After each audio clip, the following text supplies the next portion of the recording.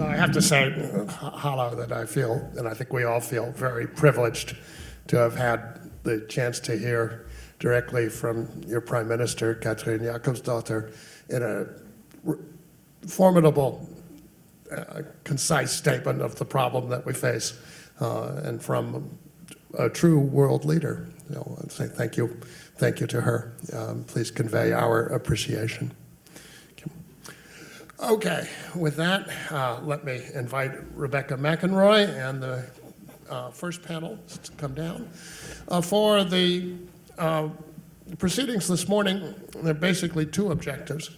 One of them is to take up one of the great questions of where the resources should come from in order to cope with the issues that we talked about at great length yesterday. And one of the most important problems, as was the case for the original New Deal, is to change the structures that make the core decisions in the economies in which we live, and provide a sense of public purpose, and enable a sense of public purpose to take the primary role going forward. And in order to do with that, both the New Deal originally and in our present situation, it is necessary to cope with the present position and the power of the financial sector.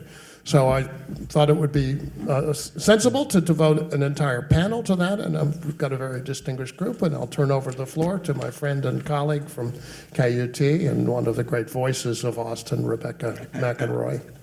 Thank you. Thank you so much, Jamie. I mean, this is very exciting for me, not only because of the panel, but because I produce a few shows at KUT. One is with Raj Patel called The Secret Ingredient. Another one is about psychology. And later on tonight, I'll be talking with a group of investment bankers about how to rethink the psychology of investments to extend the time scale by which trust is gained. So that's going to be directly correlated to the Green New Deal. So that's really exciting, and who could have planned it better? But also this panel is really exciting to me because, has anybody heard Morning Edition or All Things Considered, the NPR programs? Okay, so you know how they have the news broadcast. And at the very end of the news broadcast, they give like a little bit of a stock market check, right? It's a time filler, but when we were rethinking Morning Edition and All Things Considered, it was brought up to get rid of that because it didn't affect anyone. It was elitist. We could do something more practical and that would connect with people, and it made people feel like they were distant from the product. And to me, that indicates that finance, the world of finance, is kind of like wallpaper. And thinking about what power that wallpaper has to cement and reify inequality and relationships of inequality is very powerful. It's kind of like white supremacy. So if you can take down these, the wallpaper around you, it's interesting to see what you can change in the world. So this is why this panel with a sociologist, someone from academia, a journalist, Nicholas, I've been reading your book and it's phenomenal.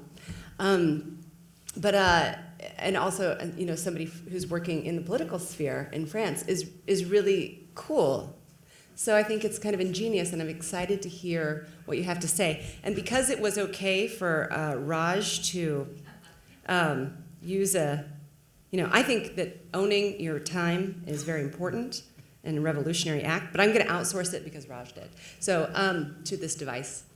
I'm going to do it for 8 minutes, and then it'll ding ding, and so you have 2 minutes left. And then we can talk amongst ourselves afterwards because that's so exciting. So, Mikhaël, I'll start with you. Is that cool? And then we'll go to Nicholas and then Ken.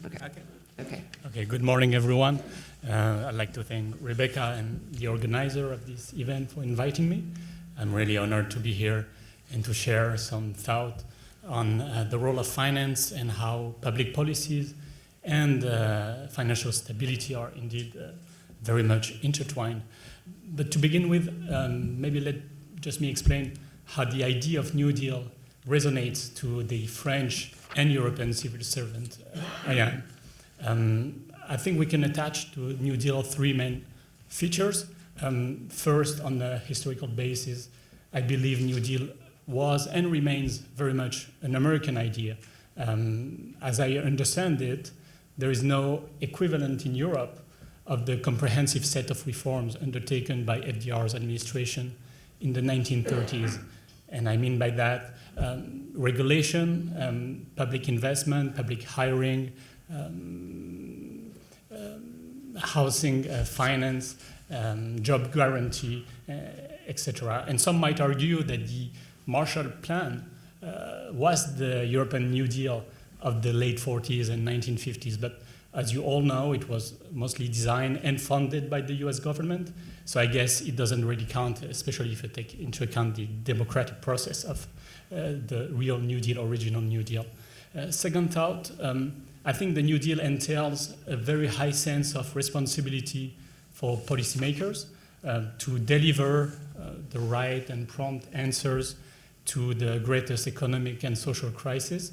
And I believe it is very relevant today to revive this ideal when considering the economic, social, humanitarian, environmental challenges our societies are facing, and even more along with the mistrust, widespread mistrust toward the political, toward the academic, administrative class across the world. And my third point, initial comment would be to say that the New Deal and the FDR's legacy are very much connected to financial regulation. I think it is widely acknowledged today that the Emergency Banking Act and the Glass-Steagall Act of the 30s that created the FDIC and the government-insured banking deposit were the appropriate answers at that time to protect the citizens, the consumers, the taxpayers from the excess of finance in the 1930s. That being said, what does New Deal mean for the financial sector in 2019? More than 10 years have passed since the financial crisis, since its outbreak in 2008. And a fair amount of regulation has been implemented across the globe, in the US, in Europe. We have increased the capital liquidity requirements in the banking institutions. We have improved supervision, both domestically between the regulators and the financial institutions themselves, but also among the regulators. With the G20, the Financial Stability Board, there have never been such a level of dialogue between international regulators when it comes to the financial sector. We have also created tools for resolution to avoid the taxpayer to bail out the large systemically banks in Europe. And more is coming, that's good news. More is coming with the finalization of the so-called Basel III standards last year in terms of liquidity requirement, trading books, and so on. And yet, despite all these achievements, all these regulatory measures, new challenges are looming in the financial industry. And I believe these challenges, they question the very core function of finance, which is to allocate the capital to the economy and manage the risk between the borrower and the lender. And I will name just 4 of these challenges very quickly. First, a slowing economy encourages the banking and non-banking institutions, so-called shadow banking, to take higher risk in order to deliver more returns to their customers and to themselves. Let's not be naive on this. In the meantime, financial deregulation is happening in some jurisdiction, especially in this country, and it might send the wrong signal to the financial industry, but it also creates regulatory competition and market fragmentation that is not good for allocating the capital from the financial sector to the real economy. And I don't even mention Brexit because it has been in the agenda for years and everyone is a bit fed up with this topic, but maybe we can discuss it later. Third comment, the speed up of the financial innovation, the fintech, certainly creates opportunities for the people, for the companies to access more financial services in the asset management, in the payment system, for instance. But it also creates challenges for policymakers, for public authorities, for instance, just to understand what it's all about.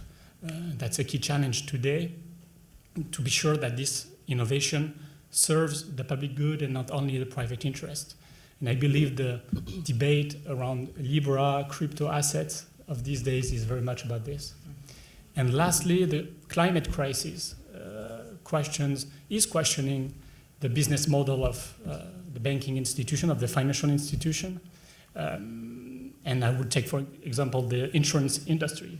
And I encourage you to read, if you have not done so, the speech made by Governor Brainard of the Federal Reserve last week on this topic, and she said to what extent the higher frequency of natural disasters poses an existential problem to the business model of the financial industry. But now where does this lead us as policymakers? In Europe, we believe the completion of the banking union, of the single market for financial services, and namely the banking union and the capital markets union, is a way to tackle these challenges. On the macro-prudential side, crisis prevention management tools have been improved, and largely through a transfer of powers from the sovereign state to the European central banks. But many countries, including France in Europe, believe that very little to nothing has been done to create a truly integrated banking union. For instance, the supervision of the small banks across Europe remains largely out of the scope of the ECB. In addition, the cross-border banks are facing so-called capital and liquidity ring fencing in their host country, so it doesn't help allocating the capital of the European companies and citizens where it is more needed. And in addition to this, it allows US banks, which benefit from the regulatory framework in their home country, to gain market share in Europe. And it's challenging because it's mostly happening on the wholesale business, banking business, which is key, which is critical to fund the economy and to fund the infrastructure project, for instance. But beside the macroprudential topic, we also believe in Europe that the financial sector should pay its fair share of taxes. The European Commission is proposing a financial transaction tax, and I know it echoes here also some proposal in the democratic primary by a few candidates. And this is happening in Europe with the support of France and Germany, which is also something to underline, because it does not happen every day, especially when it comes to banking regulation and taxes. And lastly, I believe the financial sector in Europe and across the globe has a very important role to play to tackle the energy transition of our economy. So again, the European Commission and European Union are working on this. The Commission has proposed, and it was mentioned yesterday, a taxonomy of sustainable activities. And I'm hopeful that this initiative will help the private sector to allocate more efficiently capital to where it's needed this day. And I believe also it will help fight so-called greenwashing, which is a part of the equation and part of the problem today. And I personally think that the private sector and private investment is a necessary and realistic complement to the public investment that everyone here is calling for, and I'm among them. But the two can be together. The same way in the 19th century, we needed both private and public money to build infrastructures in Europe, to go with the Industrial Revolution, to build railways and train stations in France in particular. To conclude, I would just come back very quickly to my initial statement, which I intended to be provocative, on the American nature of the New Deal. To be sure, the New Deal idea sounds very appealing to European citizens. In France, at least, I think the control function of the government over the economy is part of our DNA.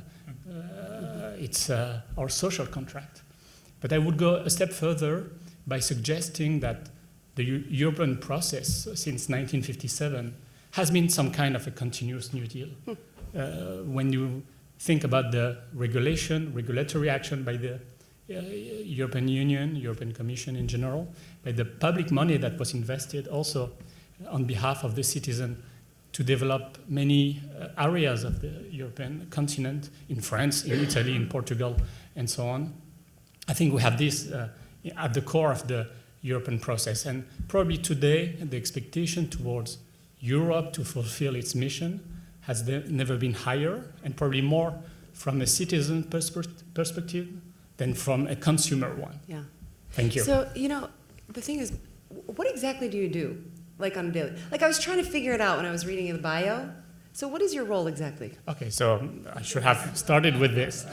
I work for the French Treasury Department. Okay. And I'm based in the US. Yeah. And my key job is to monitor the financial sector in the US from a French perspective, and to understand what's happening on the regulation side specifically, and how it impacts our European banks and French banks. Yeah. Cool. Well, thank you. So, Nicholas, let's move on to you. I think because we're going to shake it up a little bit to keep everybody awake this morning, because it's not cold enough to do that. So I am a journalist by background. I actually started out in the 90s in Angola, in West Africa, oil-rich country, and I was reporting on the civil war there. And then I continued after that when I left to report on oil-rich countries around Africa's western coastline, and studying what some academics came to call the resource curse. And the resource curse is a phenomenon widely studied where many countries which have riches of natural resources like oil tend to suffer as a result of these resources. Now, it's not just that the elites are stealing all the money and it doesn't get through to development. It seems to be in many cases worse than that. It seems to be that natural resources can paradoxically, all this money can paradoxically make your country poorer, worse off. And Angola, where I was living and working, which is in a civil war, which was very connected to all its natural resources, was definitely suffering this bad version of the resource curse, where more money kind of makes you poorer. So I've just published this book, The Finance Curse. Okay. So I was writing about this, and in about 2007, I got a call from a guy who was the former economic advisor to the British tax haven of Jersey, a guy called John Christensen. And he wanted to meet me, and so we met in London, and he started describing his experiences in Jersey. He left the tax haven of Jersey and had set up a non-governmental organization to fight against tax havens because he was so disgusted by what he'd seen. He's actually sitting over there right now. So John and I started discussing this, and he was telling me that a lot of what I had been describing in Africa, he'd been reading my articles about the resource curse, was really familiar from his work in Jersey. And the similarities, there are lots of similarities, but for example, the dominant sector, whether finance in Jersey or oil in Angola, would tend to suck all the best people out of talent, out of other business sectors, out of tourism, out of agriculture, out of whatever, into the dominant sector. There was, of course, huge volatility, or roller coaster oil prices, but also the global financial crisis. Dutch disease effects, these are kind of price effects which can deliver an extra round of damage to tradable sectors like industry. Huge inflows of money can push up the price of the price environment, making it difficult for these sectors to compete. And of course, a lot of rent seeking. You can compare a secrecy law in Jersey or a small tax haven to an oil field. You just put in place this secrecy law and all this money floods in and people kind of sit back and there's all this rent seeking going on. Huge corruption in both places. You'd be surprised how much corruption there is in these small, supposedly well-regulated tax havens. Inequality, all sorts of similarities between an oil-dominated country and a finance-dominated country. He had been calling this phenomenon the Jersey disease, but I persuaded him to change it to the finance curse. But there is, for me, I think the biggest difference is this phenomenon. I think most people in this room will be familiar with financialization. which is about the financial sector. For me, what it means is the financial sector kind of penetrating into other non-financial parts of the economy, from agriculture to tourism to aerospace, whatever.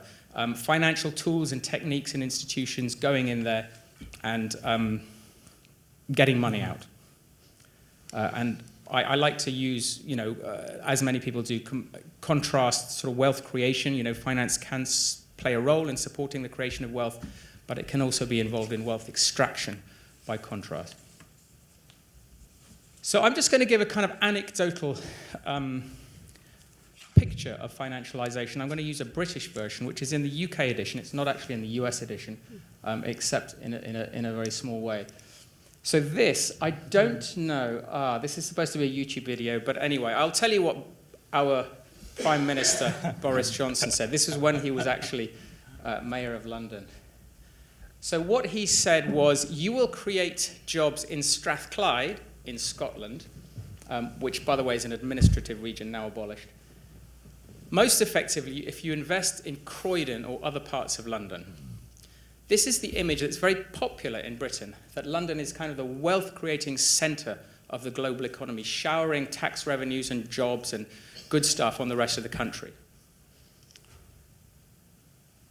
And it's, I think there are echoes of it here. I think there's a lot of people who see the sort of, big cities, big money centres as, showering good federal subsidies on the, the farmers in the Midwest. There are echoes of that here. So now what follows is going to look very complicated, but it's just for impressionistic effect. So Boris Johnson said Strathclyde. I took a look at, I looked into the figures and I found there's this thing called the Private Finance Initiative, which is a kind of long-running government scheme to get the financial sector to pay, to borrow and invest for the government. It's a kind of accounting trick. This is a police training centre that was set up. It was called the Strathclyde Police Training Centre. The official figures for it say that it costs £17 million to build. And if you add a bit of financing cost to that, it might have cost 30 to 45 million. But the actual payments over time will be 112 million. So there's an enormous kind of discrepancy between the cost and the actual payments, the real cost of building and the actual payments that the consortium will receive for this. And the Private Finance Initiative is well known in the UK for being a rip-off. It's been described as one hospital for the price of two. But the question is, with this structure, Strathclyde, where did all the money go? Okay, so there at the bottom, that's the police training centre. It was called Strathclyde Limited Partnership, was the company that was listed as having built it. Who owned that? Well, you get this structure, and it goes all the way up to here. Okay, IPP Investments Limited Partnership. Well, who owns that? Well, go all the way up, and you get Amber Infrastructure Holdings Limited. So who owns that? Well, you go up here and you get all sorts of this stuff in Jersey that John knows very well. Hunt Amber London 2 Limited. Pretty much all of these entities and arrangements that they are listed as having an address in central London. And finally, you get up to Hunt Companies in El Paso. No way. So this is a picture of, I think if you show this to anybody in the street, they'll go, I call it WTF financialization. They'll go, what the hell is this? Well, for me, I think this is a classic kind of wealth extraction structure. And I've looked at lots of similar companies in the Private Finance Initiative and so on, and they've all got structures like this. I think this is an unusually complex one, but this is everywhere in the UK. I think in the US, it's not possible to construct these corporate towers because of the way that the data is presented. I haven't been able to do it. If anybody can tell me how to do it, I'd be very interested. But I suspect that in the US, similar stuff is going on. Okay, so this stuff is routine. It's everywhere. So what we've got is Boris saying London is showering all this wealth to the regions. It's the sort of center, the wealth-creating center of the economy. But this picture shows a completely different story. Under the table, all this wealth coming out of Strathclyde in Scotland, out of the UK regions, into London. So it's a very different kind of story that we're telling here. And this is a financialization story for me. You know, monopolization is, for me, a financialization story. That's a centralization story where the rewards accrue in London and the costs happen in the regions. Too big to fail banking. You know, you privatize the gains and the beneficiaries are generally in London. I call it the London nexus, which is London and its hinterlands, but also offshore as well, where the shareholders are, a dispersed group of shareholders. Tax havens, private equity firms. The whole pattern is a kind of centralizing, scooping up of money, a geographical pattern. This is also, and I've been in Iowa recently, and I was there last year looking at similar stuff going on with farmers, wealth being shipped out of the Midwest to the big money centers through financialization. So now I'm not an expert on voting patterns. This is a picture of voting patterns. For me, it's just suggested, and I'd be interested to hear comments from anybody else who knows a lot more about this than I am. But it does look like this is a map, a very rough map of places that are being extracted from and places that are being the winners that the extraction is going to. So does this amount to a finance curse? Not yet, because what this is telling you is about distribution of wealth. It's telling you about, you know, one group within the country losing money to another group. But there's more to the finance curse than that. And there's a lot of academic literature out there now from the IMF, the Bank for International Settlements and others, which shows this consistent pattern. So we all need finance. This is a financial development index. There's various different measures of finance, of the size of finance, and the role it plays in supporting economic growth or not. And there's several graphs showing this same banana-shaped relationship. You know, if we don't have enough finance, we need it to provide services to, you know, finance our businesses and give us savings and all that kind of stuff. But only up to a point, a kind of optimal point. When you reach that point, finance is doing the job it's supposed to be doing. But once finance starts expanding beyond this point, the expansion starts to damage growth possibilities. It starts to reduce overall economic growth. This is no longer a within-country distribution issue. This is about harming overall economic growth. Oh, there is another couple of graphs from the Bank for International Settlements. And again, there's lots of reasons being given. I don't really have time to chat about this in great detail. But I think the extraction picture, it's a huge inefficiency, and it's a big part of this. And I think from a public messaging point of view, I think this is something that can resonate really well with people. But I think that the finance curse, you know, it is a package that has, I think, you know, very powerful messaging possibilities. And it's quite a hopeful message.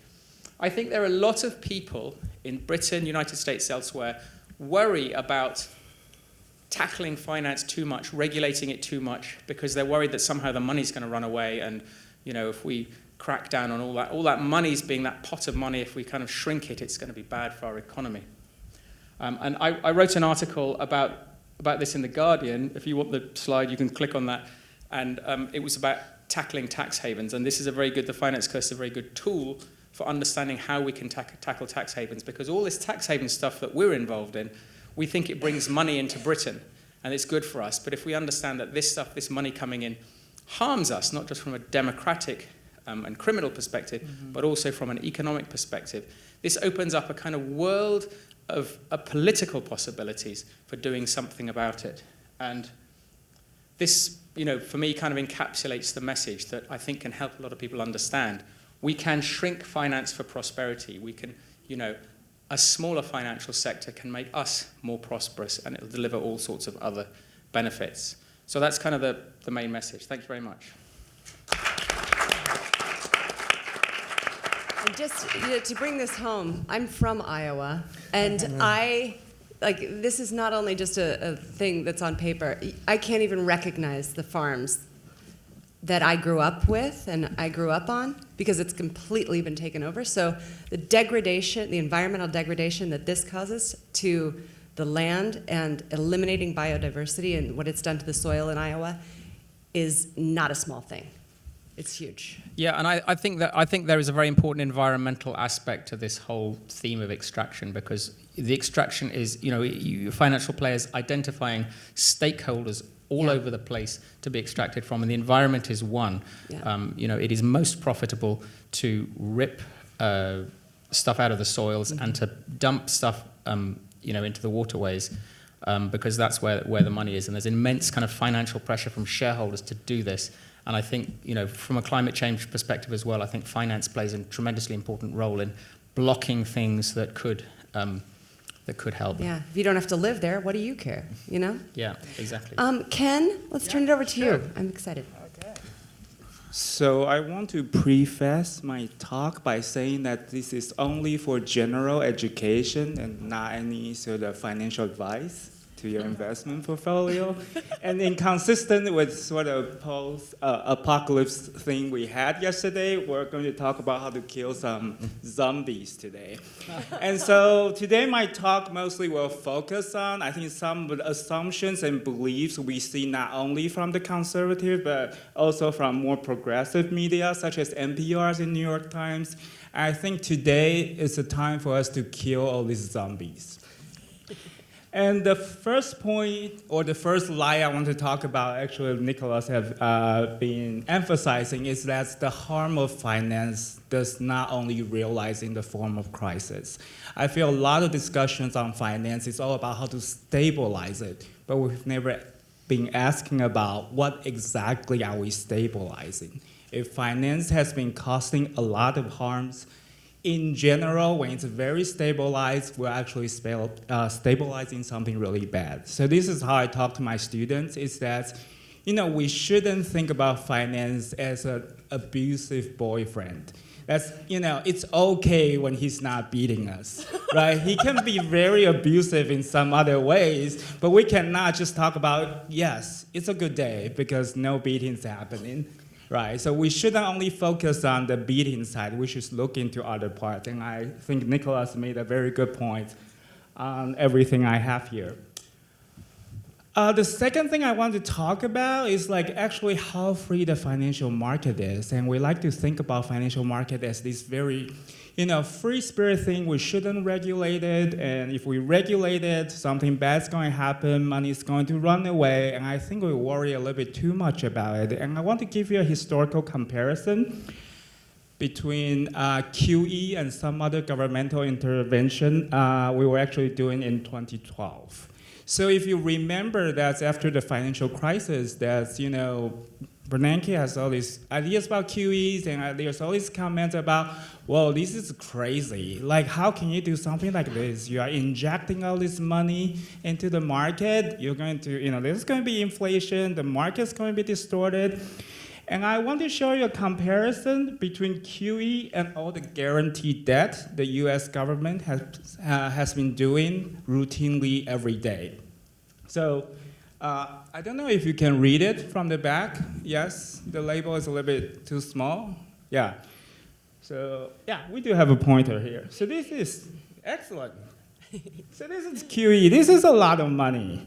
This is federal debt. This is also a lot of money. But if you look into the guaranteed debt the U.S. government's doing every day, if you combine all the, the GSE debt, you combine all the debt, the FDIC guaranteed deposit insurance, it adds up to a lot more than actually the total national debt. Okay, so there's a lot of guarantee and there's a lot of subsidy in the financial market. So if we take all this money or this guarantee away, the financial market is going to collapse. So again, I want to emphasize that the market is not that free. Okay, there's a lot of subsidies from the government. The next point I want to make, and this is a little bit controversial, is that there has been this belief of we need to prop up the stock market, otherwise the middle class is going to suffer because we have all this money, all this pension fund, all this retirement. I do have money in stock markets. You do have money in the stock market. Obviously we want to make sure the stock market is doing well. Oh, well, if we look into the distribution, and here I'm only looking into the stocks owned by Americans. Okay, the US stocks owned by Americans. And what we're seeing here is that 80% of the stock market is owned by the top 10% of Americans. Okay, so it's a very hard argument to make that these top 10% Americans are the middle class. Okay? I understand there's some sort of cognitive difficulty here, but you need to realize most people, you guys are probably in the top 10%. Okay, so if you think of yourself as middle class, I mean, that's one way to think about it. But I had this inequality seminar in my department, and there's a senior faculty sitting in, and I was showing the inequality figure, and she raised her hand of like, Ken, is the number wrong? Like, is the 1% threshold that low? I was like, no, Christine, you're in the 1%. You just don't realize that. And I think, as scholars, academics, we sort of have to realize our sort of class positions and use that lens to kind of examine how we think about stock markets in general. Financial literacy. This is another thing that sort of cringe me all the time. And obviously, we're academias. We cannot understand why people cannot calculate interest. It's just beyond us. We also cannot, especially if you study economics, you're like, inflation. That's so easy to understand. I mean, obviously, you can go all geeky and compare different index and so on and so forth. But I think there's this attitude from the media talking about like how average Americans don't understand finance, and therefore it is their fault. They are taking on all this debt. And I want to argue that what the emphasis of financial literacy is doing is setting a double standard in terms of how we think about financial products. Okay, for other products, we never ask them to be iterate about chemistry, about biology, about electronic. For all other products that are, for sale in the market, you should be able to use it without causing any harm. But for financial products, no, it's your responsibility to understand what the problem is. So here I'm comparing sort of financial product and medicinal products. I think there are a lot of similarities between the two. So first, they are both complicated. It's very hard for someone to understand. If you're just an average user, you cannot understand what's actually inside. And second is that they also both can cause some sort of harms to you, life-changing harms even. So therefore, you should use it modestly. It's not the more the better. You should only take so much medicine, like you should only borrow so much. And you should be very careful about it. But we are selling these two products very differently, and we are regulating these two products very differently. To get a medicine, you need to see a doctor, you need to talk to your pharmacist. They are not going to give you too much. But when you are borrowing, especially I talk to my students about student loans, and they are telling me that they want to borrow $4,000. And the loan officer say, do you want $5,000? I'll give you $5,000. I don't know if you have talked to your students about it. And they will be like, $5,000? That's awesome. I'll get a PS4 with it. This is how we distribute financial products here in the US.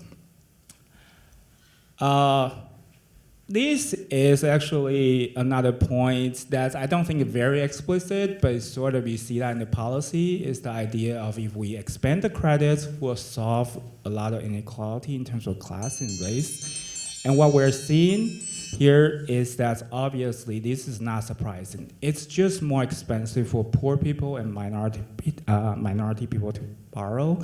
And here I'm calculating like the payment you have to make, the interest you have to pay for every $100. And as you can see, that's minority consistently have to pay more. And obviously, you can go technical about it. It's potentially because they don't have enough assets, it's potentially because they don't have good credit score and so on and so forth. But the cold, hard reality is that they are paying more for their debt.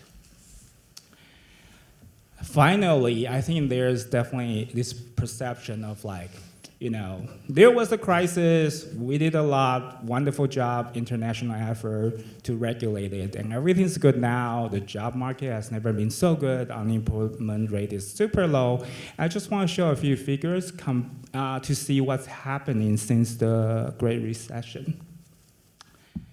So the first one is that despite all the regulation, actually financial profit bounced back and bounced back higher than before. So here I'm comparing the change in profit since 2007. I'm comparing the financial profit and non-financial profit. And what we're seeing here is that, obviously financial profit is growing a lot faster than the non-financial profit. Capital's share of income. I guess, it's normal for the capital's share to increase during the recession, but what we're seeing here is that during the recovery, the capital's share is not coming down. It's not coming down. And lastly, I want to show you, in spirit of some of the discussion we had yesterday, is that there is a huge racial disparity in terms of indebtedness since the Great Recession. And Black households now are indebted twice as much as they did before. So that's all. Thank you.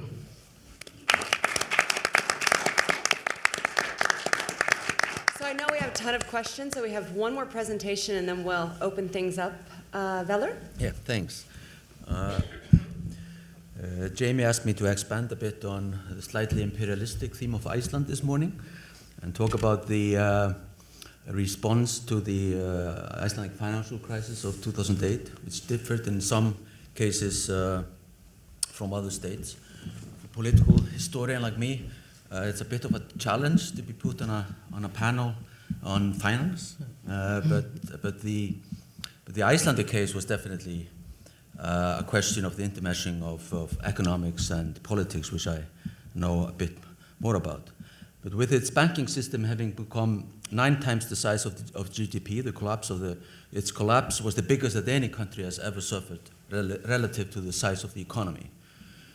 And the bankruptcy of each of the 3 main banks ranked among the 10 largest corporate failures in history. And this is in a country with 330,000 people at the time. So it was a huge shock, but the Icelandic experience has gained more international attention, not for so much for its spectacular nature of the crash, but for the reaction to it. And ironically, it's both elite institutions as well as grassroots organizations that have kind of praised it and celebrated it. In 2011, for example, the IMF, which the Icelandic government had to resort to an IMF bailout, and 3 years later, the IMF declared Iceland's rescue program a major success, taking credit for its implementation. And a sustained period of high economic growth followed, with the current unemployment rate about 3% and government debt down to 30% of GDP, having been reduced by 75 percentage points from 2011 to 2018. Conversely, many anti-establishment movements saw the Icelandic response as a form of people power, which manifested itself in the refusal to bail out the banks, to resist economic demands of stronger states, such as Britain and the Netherlands, to jail corrupt bankers, and to embrace a new way of democratizing constitution making in response to the crisis. As with most celebratory narratives, the Icelandic one is exaggerated and obscures more ambiguous and conflicted processes. For one thing, Iceland was lucky. It did not have to deal with the Troika, and the IMF treated it more leniently, I think, than most other countries. It accepted the decision of the Icelandic government to push through an emergency legislation to impose capital controls, which are not abolished until 2017, and allow the Financial Supervisory Authority to take control over financial institutions and to make domestic deposits in the bank's priority claims. Unlike Eurozone countries, notably Greece, Iceland as a non-EU member country with access to the single market through the European Economic Area was not considered kind of important enough to to be singled out and openly disciplined as a warning to others. To be sure, Britain tried to do it in the beginning by using anti-terrorist legislation to freeze the assets of a failed UK-based Icelandic bank subsidiary and to use its influence within the IMF to force Iceland to accept state liability for the bankruptcy of its private bank. But after 2 attempts to settle the so-called ISAFE issue on mostly British terms, they were firmly rejected in 2 referendums in Iceland that were held about the issue. And then subsequently, an EFTA court confirmed that there was no sovereign liability involved. So in this case, Iceland didn't have to pay. Second, given the scope of the banking collapse, there was no chance of implementing a taxpayer-funded bailout, even if the government had wanted it. And there was much resistance in the beginning to go to the IMF. Third, the drastic currency devaluation, which caused initial economic hardship, spurred a tourist boom and strengthened the 2 other vital export industries, fishing and aluminum, kind of smelting, which had not been hit by the crisis. So it was a country with natural resources that also played a role in getting through this. But there were 3 things that were done differently in Iceland when compared to other crisis-hit countries such as Greece, Ireland, Spain, and Portugal. First, the left-wing government, which came to power shortly after the banking collapse, adopted redistributive policies with the rather surprising blessing of the IMF. It was certainly no New Deal style, a social experiment. Facing a massive deficit, the government resorted also to spending cuts in healthcare and education. But to cushion the blow, it increased welfare revenues, including unemployment benefits, housing subsidies, and pension guarantees for lower income groups and reduced benefits for higher income earners. Activation and job creation programs were greatly stepped up and proved very important in combating unemployment.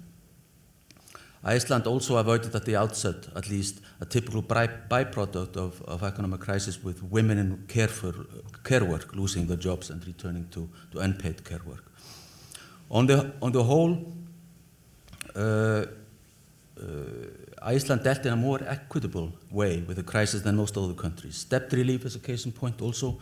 It has been calculated that only the program of comparable size of the Icelandic one was FDR's debt relief program during the Great Depression.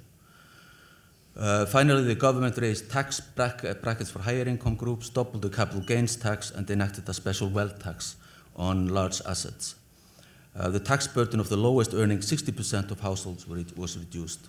Indeed, the post-tax and transfers income inequality decreased the most in Iceland among OECD countries. That was also reflected in the Gini index, which was kind of, while other deep crisis countries such as Croatia, Hungary, Ireland, Spain, and others experienced higher inequality during the height of the crisis. The second special path pursued by Iceland in its dealing with the financial collapse was that it enacted specific mechanisms which are reminiscent of transitional justice processes in post-conflict states. Independent Special Investigation Commission was appointed, charged with producing a truth report on the fall of the banks, and subsequently a Special Prosecutor's Office was established to prosecute potential financial crimes. Parliament later filed impeachment charges against the former Prime Minister for dereliction of duties, after it had been suggested in the Special Investigation Commission report that he and other 2 ministers may have broken the law on ministerial responsibility. Yet the majority of the MPs decided only to refer the case of the Prime Minister to a special court, defeating proposals to indict other ministers. Hence the process became very politicized and very contentious, but the Prime Minister was eventually found guilty of not addressing the catastrophic state of the Icelandic financial system preceding the 2008 banking collapse, and was given a suspended sentence. The case was historic, marking the first time an Icelandic minister was sentenced for misconduct in office. Yet a case that had been put forward to meet demands for political accountability turned instead into an ugly debate over whether one politician should bear the responsibility. Not many were willing to subscribe to such a reductionist view, even though many thought that the politician should be blamed and punished. After a right-wing government came to power in 2013, the former Prime Minister was rewarded with an ambassadorship in the United States. And in 2017, he lost an appeal to the European Court of Human Rights of Justice, which absolved the Icelandic state of any wrongdoing in conducting criminal prosecution against him. The Icelandic special prosecutor initiated more than 200 criminal cases in connection with the banking collapse. Over 30 leading Icelandic bankers received a combined sentence of close to 90 years. And the punitive aspect differed markedly also from other countries. In these countries, for example, in Spain, Ireland, Greece, and Portugal, in these countries, criminal prosecutions were neither part of a reckoning with the past nor of a future-oriented reconstruction agenda, even if a few bankers have been prosecuted in Ireland and Spain. Third, the most idealistic and forward-looking way of reacting to the Icelandic state of exception was the decision to democratize and outsource the process of constitution writing. The initiative attracted much international media and scholarly attention and was not adopted in other crisis countries. A crowdsourced constitutional experiment was rationalized by a need for extra institutional intervention to ensure that a new or revised constitution to mark a break with a tainted past.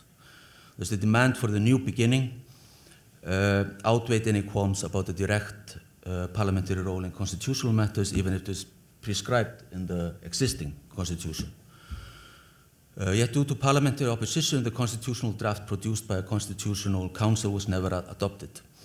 There was a referendum on some of the questions involved, and it was accepted in a referendum, but it was the parliamentarians put out the questions, and it was a kind of it was not just a vote on the draft itself. So that also kind of undermined a bit the process. And as the novelty and luster of the exercise faded, the built-in tension between the competencies of the Constitutional Council and those of Parliament effectively destroyed the momentum for constitutional change during the tenure of the left-wing government from 2009 to 2013.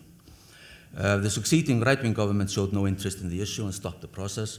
The current government, which as Halla mentioned earlier, is spanning the whole political spectrum, has revived the issue by wanting to make selective changes to the constitution, but it's far from certain that it will be successful. To conclude, despite the severity of the financial crisis and the public anger sparked by it, the politics of transition did not produce radical political transformation in Iceland.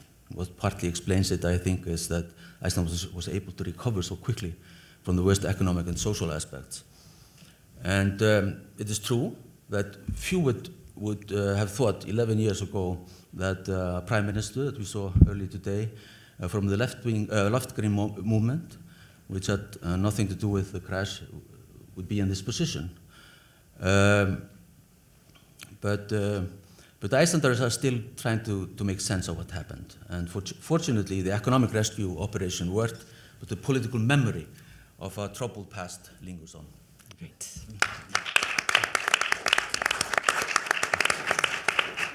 So, Jamie, how long do we have? It's 10 o'clock now. We have about half an hour. Half an hour, fantastic.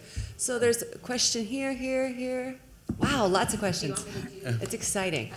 I don't know, what do you guys think? One at a time, multiple? One at a time. One at a time. Well, Nicholas Shaxson talked about the extraction of wealth. Yeah. And it seems to me that that was attempted in Iceland. Yeah. But would you say that that extraction of wealth was stopped by the measures that were followed in your government in Iceland? Yeah, I think so, really. There was there was about a group of 30 people who basically owned the banks and also the main companies that were responsible for it. To me, I didn't have time to go into this. I was going to discuss it further. To me, this group basically took over Icelandic society before the crash, and that also the politicians basically succumbed. But after the crash, they were, although some of them probably kept their wealth in the tax havens, and most of them, they were stopped in that sense. Yeah, these measures that were taken. So it's today one of this story of praise that has been is kind of that also the regulatory kind of mechanisms are far better now than it used to be, and nobody sees another crash or anything on the horizon or anything of that sort. Another question? Yeah, I have here. Oh. I have a question on Brexit. It's kind of a sacramental question. It's for both Nick and Mikhaël. The other day, someone said about Boris Johnson that she didn't know whether he really did believe in a hard Brexit or even a no-deal Brexit, or if he was just conveying the wishes of the people that have invested billions of pounds in a crash scenario for Britain outside of the EU. So this is the surprising thing is that the person that produced this diagnosis is Boris Johnson's own sister, Rachel Johnson. So she actually said this. But it seems kind of even for the Brexiteer, it seems kind of a very short-termist scenario. You profit out of a no-deal crash, and then what? Because London has been serving as the unofficial financial capital of the Eurozone and of the single market. And there I turn to Mikhaël. Well, we're here alone, there's no journalists. Is that the reason why President Macron is kind of the most helpful figure in the continental, in the EU 27, to help produce that no deal or hard Brexit crash, or to speed the exit of the UK from the EU, because he wants to cut the cord between the city and the Eurozone. And then, again, what? Is the UK, sometimes they speak about the Singapore model as being, their example of what they want to do outside of the EU, but it's the wrong model for you to take, because Singapore is inside ASEAN, and Singapore is more kind of a Luxembourg or a Belgium of ASEAN. Singapore is not an isolated island, not a buccaneer economy. Maybe they're thinking about a kind of a Jersey model for the whole of the UK. Where will the whole of the UK extract their wealth from if they are outside of the single market and if they have not tethered themselves to the US via the trade agreement that would, put in question many of the things that the Brits love about their country, such as the NHS. And I also have a question for Valur. I'll try to make it very quick. You said that surprisingly so, the IMF helped Iceland go back again to what they were before. So Iceland was a welfare, Nordic society. It seems as if you had in the 90s a love affair with becoming an Anglo-Saxon deregulated economy. And it seems that after the crisis, you guys said to the IMF, we want to go back to being a Nordic welfare society, social democratic. And they helped you guys do that. Whereas in Greece or Portugal or Ireland, this hasn't happened. How do you explain this? It also surprises me. The IMF is not usually seen as being helpful in those scenarios. And they were with you guys. So what was different there? Thank you. That was a lot. Let this be a lesson to you all. Okay, briefly. Okay, I'll as briefly as possible. The question of what Boris Johnson believes, I don't think it's worth even speculating what he believes. I think he believes in power, and now he's got it. We'll see. I think he believes in being popular if he can. On the question of I'll go to the Singapore side. So there's this meme out there in British, particularly conservative circles, we're going to be they call it the Singapore-on-Thames model. We're going to be this giant centre. Some people call London the capital of capital. We're going to take the world's capital and we'll get rich, and this is, and the finance curse for me, it says that Britain should be taking exactly the opposite direction. Mark Carney, the Bank of England governor, a while ago said, the UK could have a financial sector that's twice the size and it would be good, suggesting it would be a good thing for Britain. I think quite the opposite is the case. The Singapore-on-Thames model at heart is a tax haven model. It is the UK as a tax haven. The UK is also, my previous book, Treasure Islands, was very much about this. arguably the biggest and most important player in the world of global offshore tax havens. The UK itself is, from a regulatory point of view, very much a kind of, it has been historically has deregulated a lot and decriminalized a lot in order to attract the world's capital. But also it has this kind of network of satellite tax havens around it that are kind of a way to, they're sort of like, a sinister analogy is like a spider's web with the City of London at the center, and these kind of British havens around the world attracting capital from nearby places and sort of funneling it up to the City of London. So the Singapore and Thames model is, it sounds great, we're going to attract all this money, but we need to convey the idea that this money creates all these different dimensions of damage, but it's the British population really, there's a very widespread belief in this simple idea that more money is going to make us richer. And the British economy it's generally a more unequal economy than comparable countries, and productivity is a lot lower than in France or in Germany. There are many, many kind of problems with this UK model. Why are the Brexiteers doing this? Is this going to harm the city?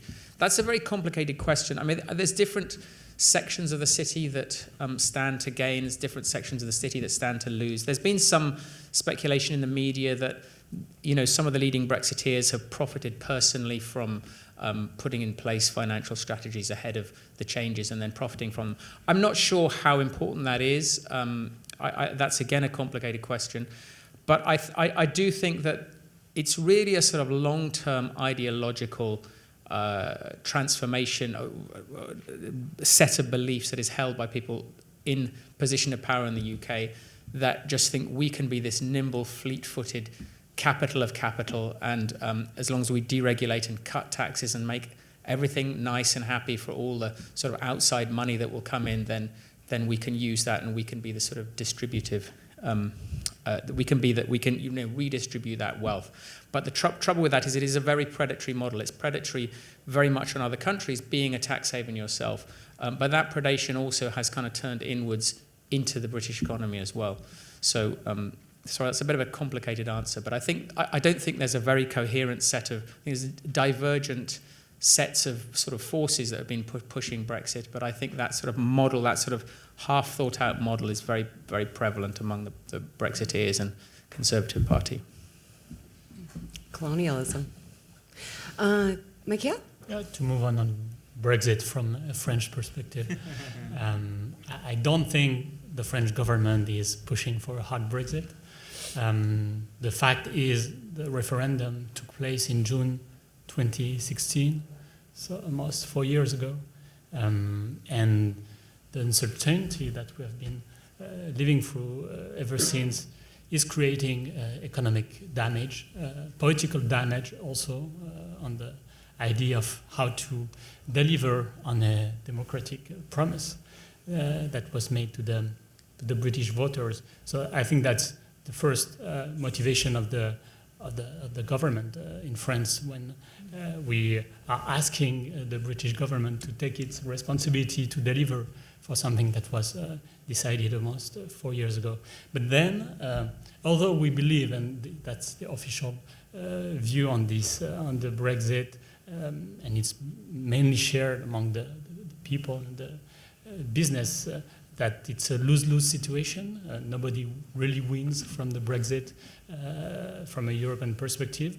We also believe that it's good to turn negative events into opportunities when it's possible. And indeed, from a financial stability and regulation perspective, we believe in France that it's good to reintroduce some sense of continental sovereignty on the financial activities and to transfer powers that were in London to Brussels or Frankfurt. And that's what's happening with the loss of the European passport. I don't know if everyone is familiar with this, but after Brexit, US financial institution will not be able to deliver its services to the European customers the way it used to do before through its British-based subsidiary and through the British regulator. And it's a question of sovereignty, and we know that it upsets lots of non-European financial institutions, especially in the US, who see themselves at the victim of this so-called divorce between the UK and Europe. But it's a matter of responsibility and of sovereignty for the 27 EU to have control and a good oversight of the financial industry in Europe after Brexit. Whether it is through a hard Brexit or through a soft Brexit, that's the end of the story, is to resume complete sovereignty on financial industry in Europe. Can I just add a point? I know a couple of people who are in favour of Brexit because they think that this will reduce the influence of the City of London in Europe. So it's a kind of let's help Europe by taking this, the influence of the City of London out of Europe. Valerie? Yeah, it's a good question why the IMF treated Iceland leniently. I don't have the answer to it, but the IMF had been, of course, criticized before. Iceland was the first casualty. So when the IMF came in, they were at least the representatives willing to listen, and also, but there were tensions. It was not frictionless, particularly not in the beginning, not at all. And I remember that one minister that I know always called the IMF representative governor, so he's in defiance. But if you believe what the IMF people say themselves, what they liked about Iceland was kind of they could always trust what they were told. They were not lied to. So when the Icelandic government said they would do something, they would do it. So that kind of created, I guess, trust from their perspective. It's a very also small, manageable. There's nothing system. Iceland wasn't a threat to the system. I guess all these things helped in a way. Let's see. There's a question just in the back. Go ahead. I'd like to ask Nicholas about the feasibility of capital control. Because whether we talk about climate change or inequality, the fact that the capital can move so extremely freely seems to be at the heart of the problem. And the book by Ann Pettifer recently, The Case for Green New Deal, she emphasized the importance of capital control. For example, when we talk about climate change, we usually talk about carbon emissions using production emissions rather than consumption emissions, when it's the latter that's probably more capable of accurately reflect what's going on. And that has to do with the extreme freedom of capital to move around. So is it possible to have capital control? Thanks. Yeah, in my book, I'm kind of in favor of this, but in a particular way. I think, one way of capital control is kind of like controls at the border, inflows and outflows, and I think that's, a much more difficult proposition. The way I see the most important way of kind of controlling flows of capital in and out of your country, and I'm particularly thinking of inflows. I mean, a lot of people think inflows are kind of unadulterated good thing, more money coming in is good for you. But, big part of my book sort of demonstrating that this stuff can be harmful. So I think for me, if you want to have an explicit goal of controlling dangerous flows of capital into your economy and targeting the most dangerous kinds, the way to do that for me is just to do the right thing, is to regulate your financial sector properly. That will tend to keep the more predatory stuff out, to tax it properly. That will also keep the more dangerous stuff out, to implement radical transparency measures. I mean, the secrecy that is involved in the British economy, like many other countries, that does attract a lot of money into real estate and into banking and all sorts of stuff, is across many different dimensions. And there have been a few little changes recently that have been improvements in transparency. There's movements towards transparency of openness of public registers, but that's a small part of the problem.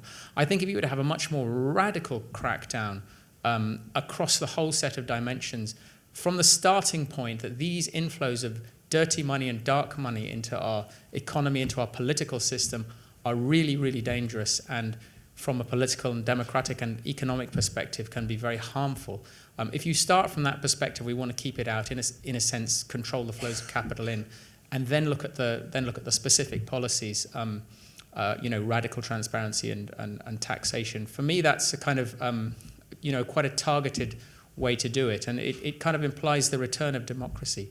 The end of this fear that if we tax or regulate it too much, it's all going to run away to Hong Kong or Singapore or Geneva or wherever. You actually want to explicitly keep the dangerous kind of stuff out. It is quite a hard sell to the general public, this idea, but I think it's not an impossible sell. And I think a lot of British people, are under this, they don't like dirty money, they don't like poor countries being looted, they don't like being associated with that, they don't like bankers getting excessively rich, but they do still have this fear that, the money coming in makes us rich. So there's this kind of, we don't like it, but we like it, and that's kind of a recipe for inaction. And I think once we can demonstrate the falsity of this proposition, this money coming in makes us rich, and say it's a lose-lose from every perspective, and controlling this stuff is kind of a win-win. We not only get our democracy back and we stop the looting of poor countries, but we help ourselves. I think that's a message that is much more powerful and can have a lot of political traction once people kind of start to understand that. Because at the moment, I think the responses to these problems, all this tax haven stuff that's going on, and all this tax avoidance and tax dodging, people say, well, the answer to this is kind of international collaborative mechanisms and cooperative mechanisms and these huge, big international initiatives, like, the OECD has got its common reporting standard, and which is kind of trying to get countries around the world to crack down on secrecy, and it's got another thing called BEPS, which is about tackling corporate tax avoidance. And people think, we need these cooperative international efforts because, getting countries to change on this is a bit like sort of herding cats. Everyone feels they have an incentive to cheat, and it's also very difficult domestically to sell these sort of complicated international things to help foreigners. And I think, I think these international efforts certainly help, and they're necessary often from a technical perspective. But I think if we can get the idea that we can do this unilaterally, we as a country can just stop doing this secrecy stuff, and we can stop all these kind of harmful things, and we will benefit. And then we can just start going unilaterally down this path without having to wait for sort of international cooperative frameworks to be set up, and we can stop a lot of this stuff and prosper for it. I'm just curious, Nicholas. I mean, did people discuss how white supremacists, the ideology of extracting wealth from other countries, is? I mean, in this whole dialogue? Yes, that's a very good question. Two things. One is that, I kind of presented a sort of geographical picture of extraction in the UK. There's many other dimensions. There's racial dimensions to that. Generally, the extraction happens from, I'm talking domestically, this part of the question, of my answer, and there's gender aspects to it as well that I discuss in my book. And any kind of disadvantaged group will tend to be extracted more from, and the winners will tend to be sort of white males, in the London nexus. But internationally, I've got a chapter which kind of looks at this from the history of the British Empire, how the City of London used to be the kind of what historians call the governor of the imperial engine. It was kind of all this kind of imperial money and investment and stuff was being mediated through London, even beyond the British Empire. And there was a lot, there was a lot of predation that went on. The East India Company, which is a shocking tale, is probably the best example of that. But from about the 1950s, there was two things happened. One, you had, with the Suez crisis was a kind of inflection point. The British Empire, the sort of military empire with soldiers in foreign countries, in African countries and elsewhere, that kind of started to come apart, and you had a series of countries becoming independent. So the empire crumbled. Britain was kind of broken after the Second World War. It tottered on for a while, and then the empire kind of fell apart. In very short order. But at the same time, what happened in London? You had the Bretton Woods international arrangements that were very much bottling up finance, that were very strict kind of controls on the flows of finance, speculative finance across borders, which were very effective in delivering, widespread, accompanying widespread economic growth around the world. In London, at the same time, in 1956, the very first stirrings of this market, this was kind of like the same, just as the empire was ending, there was this new market started emerging in London, the Eurodollar market, which was the Bank of England basically allowing non-resident financial institutions to do business in London, and then the Bank of England said, we will consider that to be outside of our regulatory space. And US banks that were under heavy kind of New Deal regulation that was crimping their profits realized they could come to London to do this stuff that they weren't allowed to do at home. And that was a very profitable activity. And this stuff exploded in size. The Eurodollar market became this massive global market, and it was a kind of, it was like a battering ram that sort of smashed down the controls alongside all the ideological changes that were going on. And so you had, and so for me, it was very much an offshore market. It was, even though it wasn't particularly about tax and secrecy, there was a lot of that going on, but it was also escaping financial regulations. So, Wall Street banks were coming to London and were able to do stuff, making huge profits there, growing very fast, and then all of this kind of, kicked back into the United States, and all the sort of deregulation happened. So there was, and at the same time, Britain's satellite tax havens were really developing fast. Massive growth in the Cayman Islands and British Virgin Islands and Bermuda and places.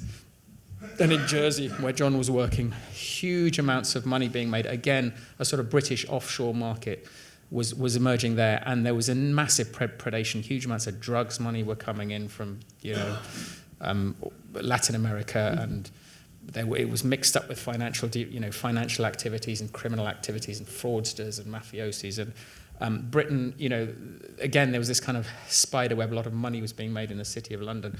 So again, there was this. It was a kind of like some people have called this Britain's second empire, as a kind of hidden financial empire that followed after the formal empire, and it's still very much out there today.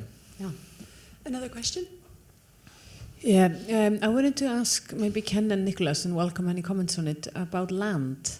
Because we mentioned real estate, but more specifically, I'd like to hear some comments on land as a commodity and the meaning for local communities, but also if the picture that you showed us earlier of the ownership of the police training center, if we probably have similar pictures of who owns land. And I know there are different rules traditionally in Europe and the US, who can own land, etc. But where will this lead us? What are the likely implications of land being a more and more sought after property? And we only have 3 minutes left, so which is Okay, so I just want to quickly say that there's definitely a very poignant question, because what's happening now is that all these real estate, I guess not land, but in terms of property in the US, it's now becoming financialized in the sense of money coming in and they buy out a lot of houses, and they are hoping that they can profit from flipping houses. So I think one article I read yesterday is about Zillow's now owning thousands of houses in the United States and hoping that in a couple of years they can sell. And like what Nicholas is saying is that the source of capital is actually from the Middle East, is that they dump this money into US tech company and say, try to make money out of it. And the main venture now is actually going to real estate. Yeah. Haven't you got a British billionaire in Iceland buying up a lot of fishing land and stuff? Ratcliffe, right, yes. Yeah. Has he? Okay, all right. Yes, I mean, that's a very big question about land. What would I say about it? Yeah, I mean, it's a massive asset class. I mean, one of the things I looked at was Bank of England data in the UK about the percentage of where UK-based banks were lending to in the British economy. And I think it was about 3.5% was going to manufacturing, and about 15% was going to real estate, and another 60% was going back into finance. So manufacturing's got a tiny amount of stuff, and all this money going into land, the fire sector, finance, insurance, real estate, is, does it help the British population that there's, appreciation of house prices? Well, it's a distributional issue. But I don't know, I think we probably need another conference to answer your question. And so many more. But thank you all. This was absolutely wonderful. Thank you.